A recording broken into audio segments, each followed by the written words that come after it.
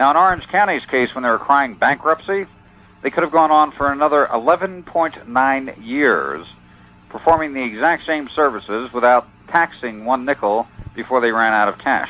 And that's not taking into account if they invested the tens of billions of surplus dollars in that one county and then took the surplus of that and reinvested it. And if they didn't do that, they could have taken it and paid dividends, that's checks, to the property owners.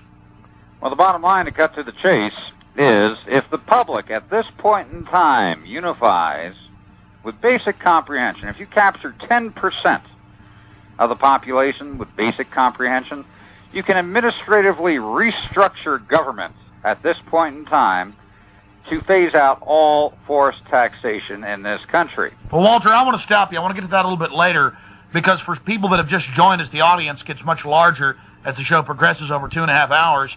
I want to recap who you are, what we're talking about, what's happening, and why this is so important. Folks, I know when you hear about budget or money or taxes, you tune out. You're sick of it. It's been designed that way.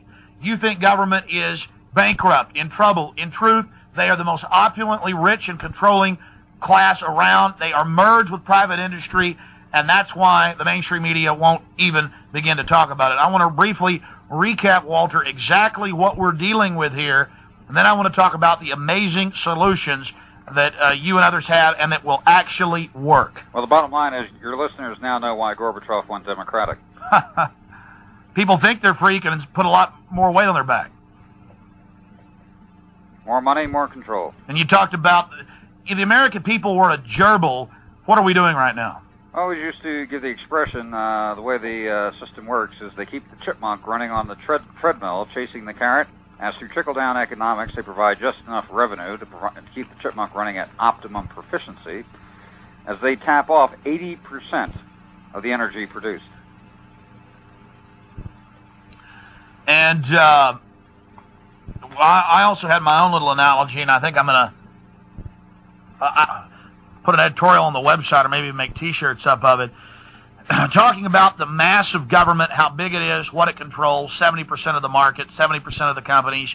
Alex, just one quick notation. I noticed 45% of the revenue is invested internationally. They get some of their best rates of return on the international companies. I went shopping for Christmas. Every item I picked up said made in China. You now know the reason for NAFTA, GATT, the whole 9 yards. The government funds are investing with the international corporations, producing the product at 10 cents on the dollar and selling it back at 40 cents on the dollar here in the States, accentuating their profits. And we're talking about water districts, counties, cities, the states, the feds, Texas with a $435 billion surplus every year that keeps getting invested into the trillions, and they're telling you that they're broke, ladies and gentlemen. Walter, talk about how China and its 1.25 billion slaves fits into all of this. China? You were talking about the investments over there through the companies owned by the government. I'm breaking it down. Just saw the composite government funds in their notes section. They usually authorize about 10% of the revenue invested with a group called the Asian Development Authority and 10% of the revenue invested with the African Development Authority. And if you look at a comprehensive annual financial report, especially on one of the investment pools or one of the large government pension funds, it breaks down exactly where the money is invested, who's holding what, and the dollar amount. Everyone should get a copy of their state retirement fund for the state employees. It breaks down where the money is invested. And they'll see the majority in international stocks versus U.S. stocks at this point in time. The growth factor is more for international. In fact, a lot of retirees and folks out there saying, hey, leave it alone. The system may be corrupt, but it's my pension. Explain that you have giant surpluses out of the pensions that are being invested that they'll never see.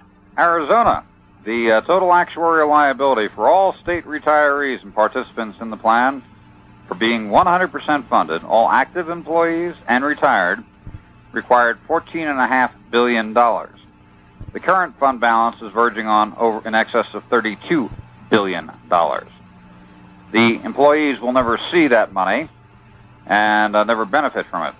The Arizona legislature a couple of years ago, being that the employers, the cities, the counties, the school districts, and the employees were contributing to something where no way they should be contributing one dime, and in fact they should have been getting substantial refunds back, they passed their own internal statutes to make the pension fund strictly participatory, requiring a minimum of a 2.18% contribution from the employee and the employer. So the government employees are getting shafted in many cases also. So recapping, Walter, again, using the example of the comprehensive annual financial report for, give me a close shot, guys. Thanks. I want to say the crew's doing a great job.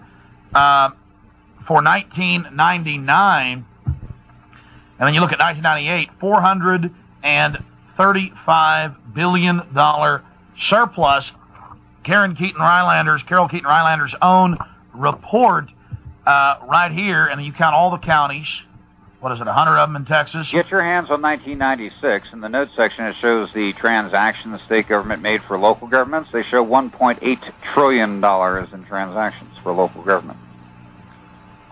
And that's nationwide. No, that was state of Texas. State of Texas. 1.8 trillion. Why?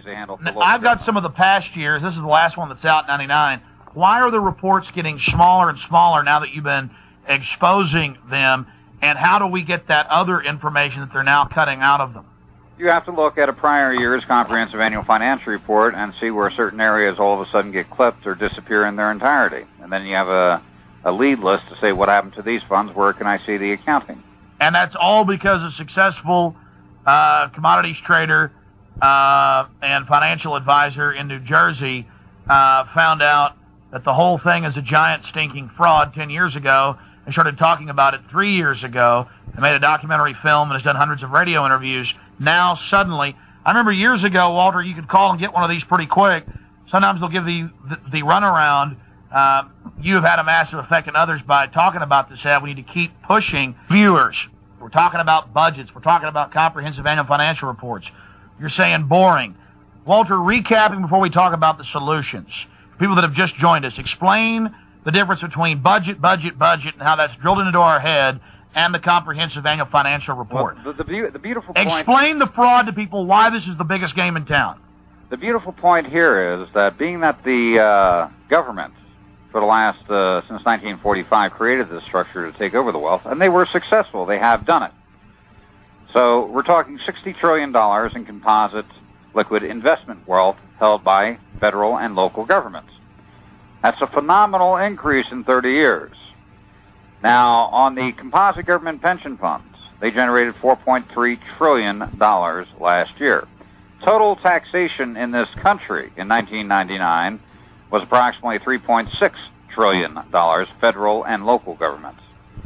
So composite government pension funds generated substantially over total forced taxation in this country.